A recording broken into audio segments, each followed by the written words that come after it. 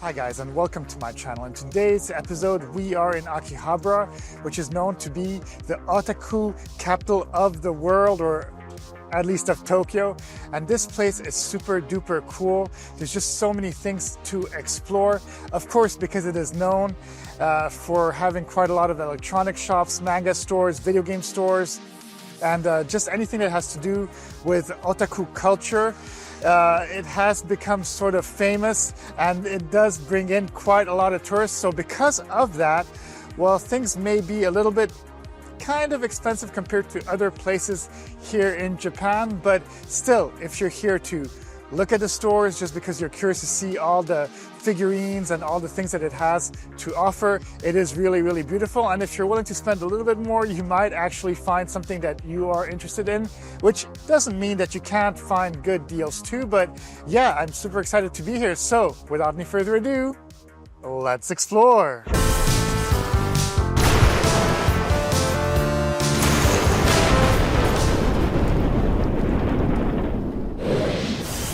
Akihabara is now the capital of otaku culture, but it was once known as Akiba, named after a fire-controlling deity enshrined there following a devastating fire in 1869. After World War II, it became Tokyo's electric town, a black market hub for radios and parts that evolved into Japan's electronics mecca.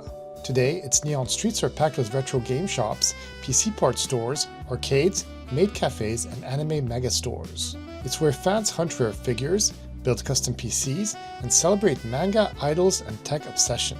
Akiba-style culture helped shape global fandom and cosplay, making it the iconic destination it is today. Even though a lot of the stores here in Akihabara are very touristic, I do recommend going to Super Potato, which is a chain of stores. There are 6 in total in Japan, with another one not too far away in Higashi Ikebukuro, and then another one in Osaka.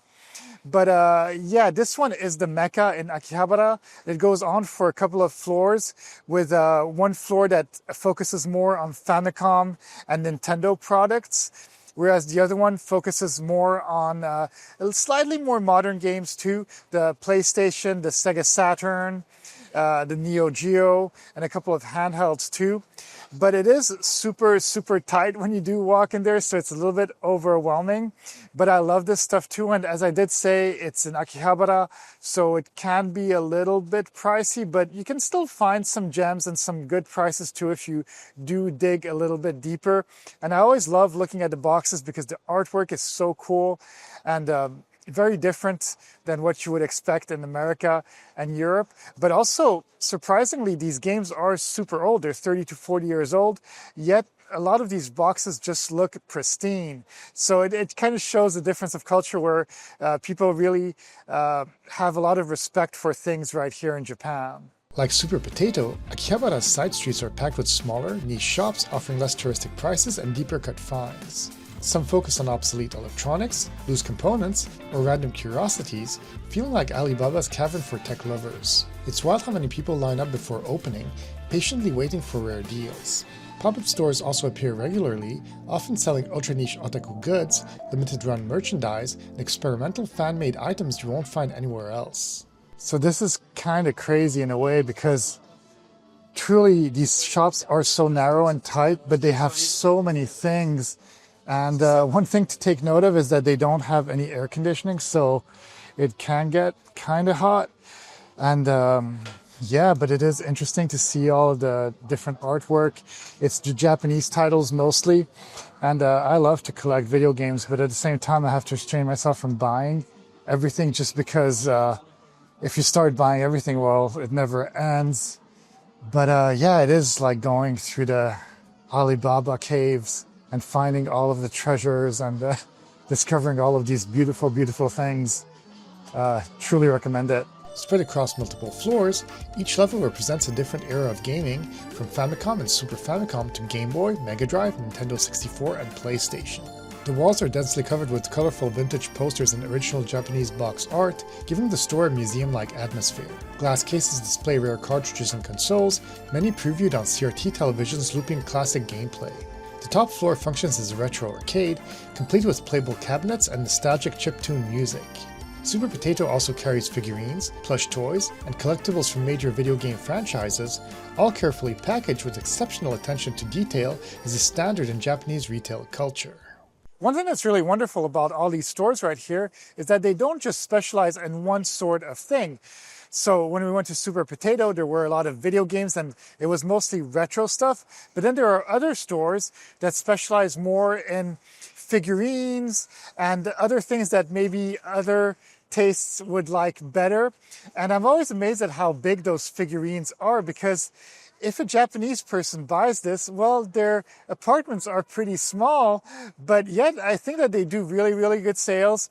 And there's a lot of turnaround in all of these figurines. So a lot of things are limited editions for all of these things. And then there's also this whole section in some stores where there's virtual idols. I don't really understand the whole virtual idol thing, but they are 3D rendered characters that do a lot of streaming on YouTube or other streaming services, and they also have concerts and stuff.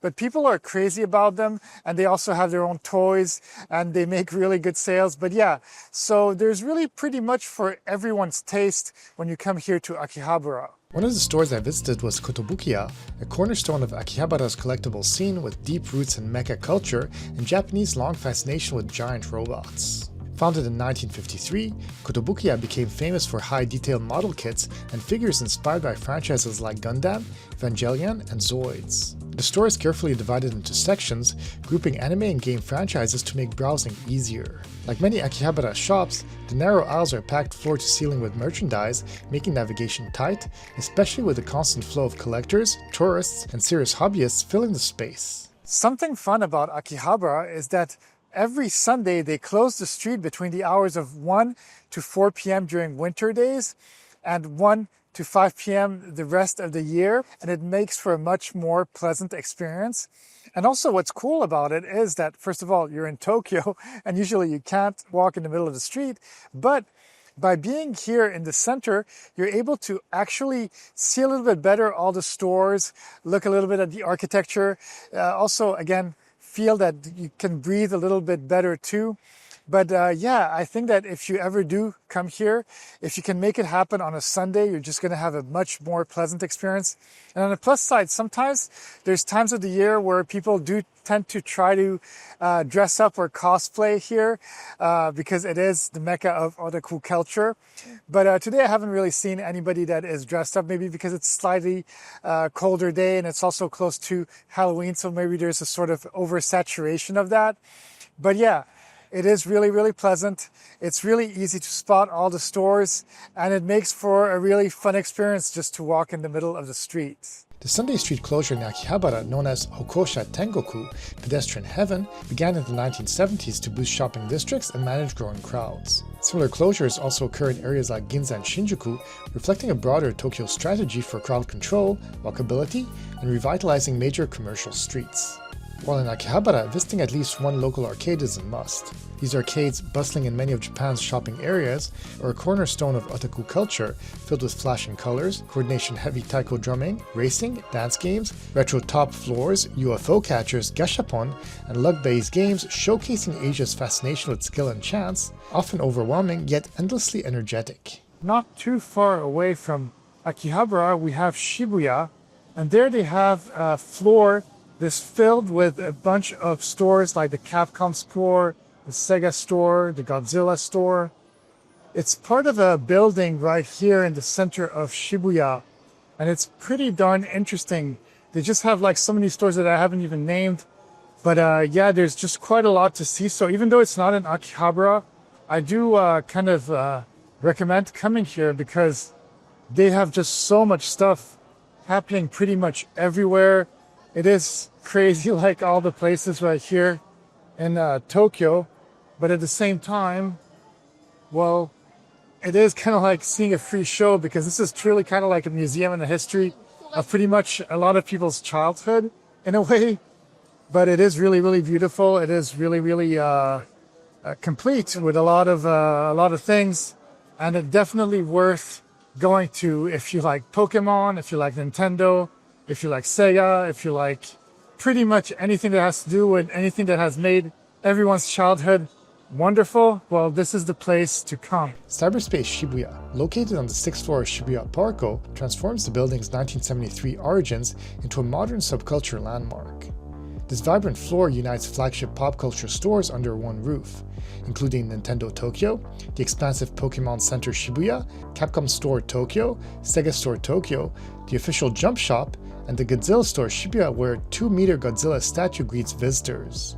Celebrating gaming, anime, and character fandom, the floor draws crowds with exclusive merchandise, interactive displays, and immersive themed experiences, making it a must-visit hub for fans of Japan pop culture. Akihabara truly is a wonderful place for anything that is related to otaku culture or collectible items, but the thing is that it's just filled with so many tourists, and because of that, a lot of the prices are just inflated. Doesn't mean you can't find a good deal, but you're going to really have to look to find something that is kind of cheap or at a regular price.